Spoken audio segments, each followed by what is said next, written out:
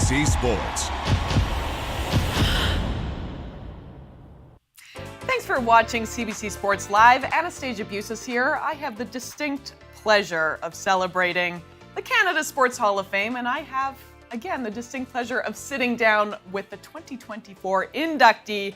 Of course, you know him very well. Three-time Olympic medalist, Olympic champion, three-time world champion, 10-time Canadian champion, one of the greatest skaters of all time. Figure skating legend, of course, Mr. Patrick Chan. So nice to see your face. Thank you for taking the time. Has this honor even started to sink in? Let's just start there, Patrick. Not at all. I think it's so easy to kind of forget about that. My life as a figure skater. I mean, looking at those photos, I look so young. So it's really such an honor to receive this, because as I'm preparing, to receive it and the speech and so on, I've had time to kind of reflect on this amazing career that I've had. And because I think when I was competing and in it, as you know, you're just so focused on what you have to do that you don't really get to enjoy. Mm-hmm. So now I can look back fondly at those memories. I am so happy to hear that. Okay, logistical question. Like, how do you even start the process? Who called you? How did you find out that you were getting this honor? I got a call from my agent, Rob, who I've been working with for oh my God, almost my entire career, over 10 years, and really good friend of mine. And yeah, he's kind of part of this journey too. So it was really nice to hear it from him. It was really fitting. And then I got the official call from the Hall of Fame, like I think a few weeks later, and then got the ball rolling, and now we're going to be flying to Ottawa in a couple weeks. Well, okay, so I'm happy that your agent called you, because I actually had to kind of laugh, and I was thinking, if it was an unknown number, I would just be putting that to voicemail. So I'm happy that you got the call from Rob, and then just the great work that the Hall is doing. Cheryl Bernard, of course.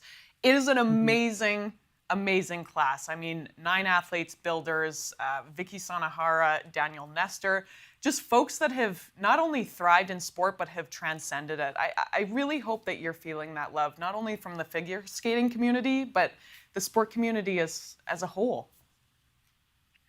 Yeah, I mean, all these other inductees, I think, have achieved some amazing things beyond their sport. And to be included in that group, and I never saw myself as at that, I guess, level as a Canadian athlete. So just it's a time of reflection and a time to give myself some self-love.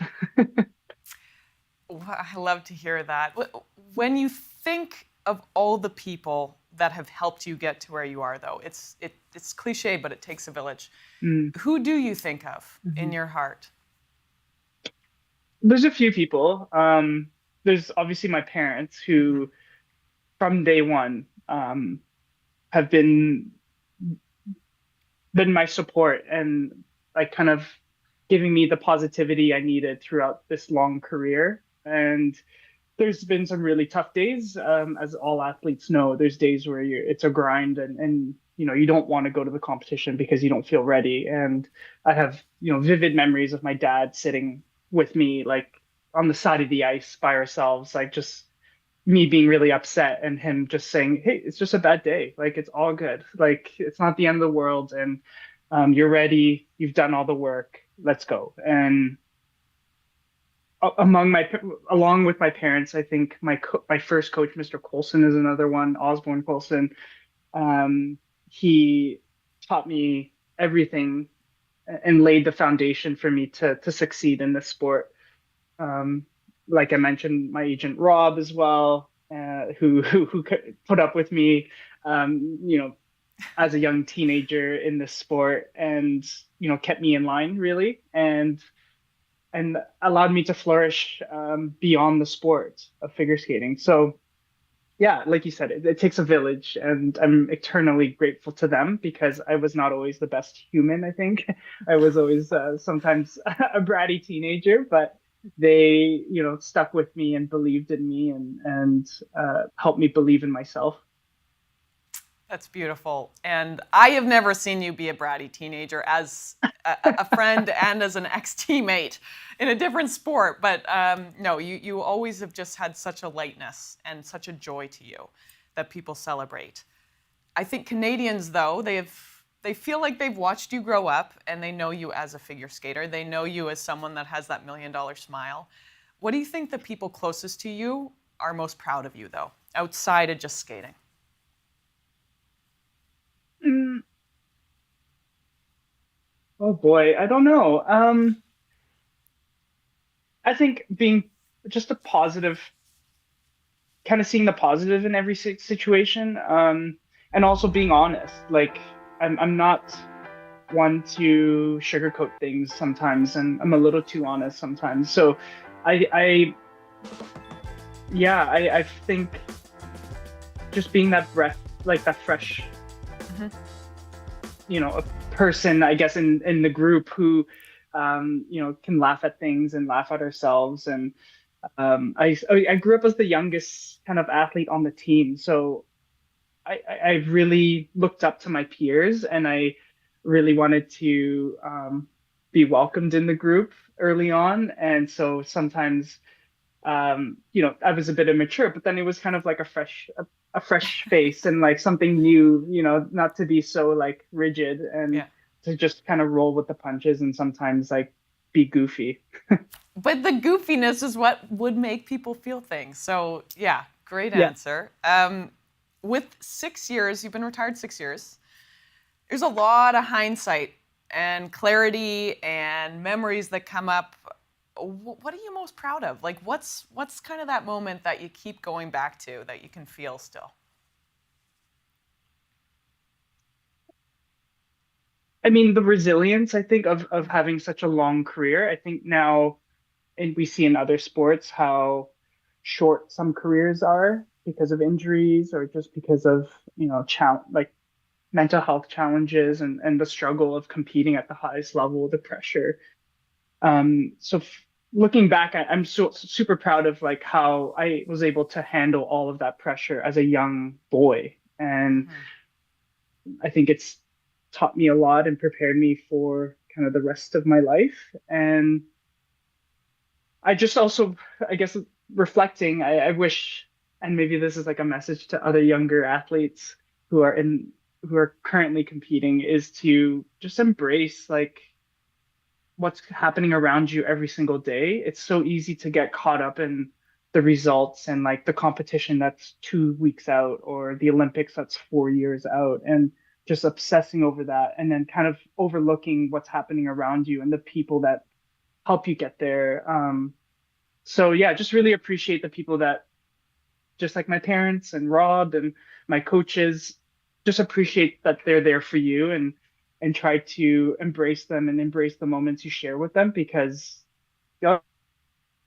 like you and I still have very fond memories of the 2010 Olympics in Vancouver together, and those will remain in my life forever. And I just wish I paid attention a little more to those moments because they're starting to gray out, and unfortunately, just as time goes by, I wish I could go back and enjoy it again. Isn't that the case for everyone, eh? Like you look back and you go, why can't I remember? Or I should have done it. I should have written in my diary more. You have given Yeah. so many moments though to Canadians. Can I just like be selfish and say what my favorite moment of your career is? Yeah, please. I'm sorry, 2011 Canadian Nationals, Phantom of the Opera. Like I still get chills when I watch that program. When you finish like this, like, does that come into your brain ever? Oh yeah, yeah, definitely. That was 2011 Victoria, first time landing um, two quads in one routine in the long program.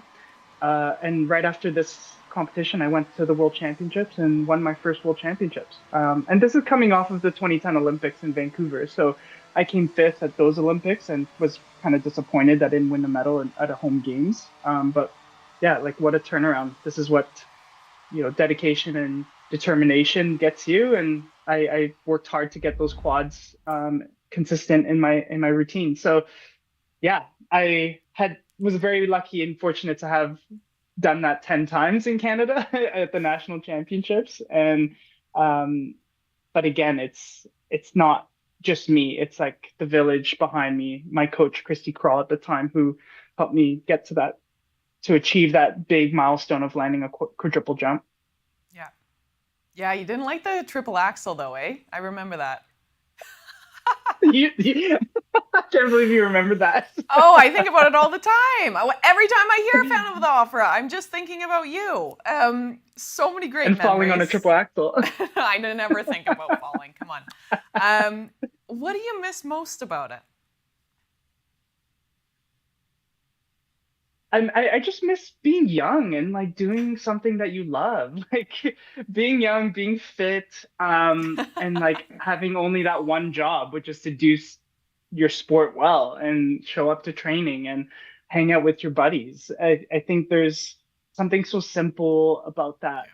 I mean, now as a parent of two, like every day is just chaos and just trying to survive. So it's just so fun to just do something that you love and not really have huge expectations, and you're just getting into the routine and getting stronger and getting fitter and getting mastering your craft. I think that's what I miss the most. Yeah. Okay, getting stronger, getting fitter. I mean, you were known so much for your distinct artistry, though, and I have said it. I could just watch you do crossovers because your ability to edge work, footwork, everything through the roof. Thoughts on current state of the sport of figure skating? We're seeing 1,000,000,001 quads. What are your thoughts? It's exciting. I think it's we're entering a time in the sport where we've seen things for the first time. We're breaking records. We're Ilya's, kind of the new face of the sport in a way. And it's amazing what he can do. I was on tour with him this past spring, and just seeing his talent is insane. Like I've never seen someone so talented. And yeah, so it's a very different time. Like I think if you look at, I grew up watching Kurt, Elvis, Brian Orser, and those are my mentors and my who I looked up to. And the sport looked so different then than it does now. It's neither good, neither bad. It's just evolution. I just hope that and as a result, the athletes are so much younger. So then we, I think, lose a bit of that, like, je ne sais quoi, like telling a story and being really involved in telling the story of Phantom of the Opera, right? And the love story. And I think there's a bit less importance to put towards that. But of course, there's less importance because you got to be able to do 4 quads, 5 quads. So there's just less time to spend on the other aspects and parts of figure skating. We're just in this era where it's like all about the jumps, and then I can equate it to when Evgeny Plushenko and Alexei Yagudin were competing head to head, and they were doing all the quads, which probably at the time people were like, I can't believe this is happening. So just excited to see where this takes us and into the next Olympics, and if Ilya can hold on until those games. So Skate Canada International's coming up. Super exciting. Ilya will be competing there. What are you looking forward to? Who do you have your eye on? Of course, being Canadian, I'm gonna cheer for my local buddy Wesley, Wesley Chu, who trains at a club that my wife Liz has worked at, and I've gone to the rink and talked to Wesley about preparing mentally and just to have fun and relax before he goes off to a big event. So Wesley just won the national championships, and he's kind of the new. He's in the position that I used to be in. So I'm really curious to see how he handles kind of this next year after winning the national championships. He's had a bit of international experience. So I wonder how these next 2 years, I think, are really key for him to see how it turns out for him. You had just mentioned, Elvis Stoico, Kurt Browning, Brian Orser. You are that now to this current crop. What would you say to the current crop of Canadian men? How are you doing this? Like, this is insane, but I'm just so proud. I think we need to talk about how hard the sport has become, and to really to sometimes look behind you and look at what you've achieved and what you've accomplished. I remind myself that every day now in my new career. Like, I have to look at where I started and where I am now. Um, because yeah, like I said, I regret not having absorbed and enjoyed my experience a little more because I was just so focused on landing the jumps. I think give yourself some like a pat on the back and just appreciate what you're doing because it's very fleeting. It's a very small period of time in your life, so just enjoy the heck out of it. Thank you so much for your time. And I very much hope that you can pat yourself on the back, Patrick, because you deserve all of the accolades. Thank you so much for making Canadians feel, for making the world feel, for doing all that you have done for your sport and all that you've done for Canada. Thanks for allowing us to dream just a little bit bigger, buddy. Thank you.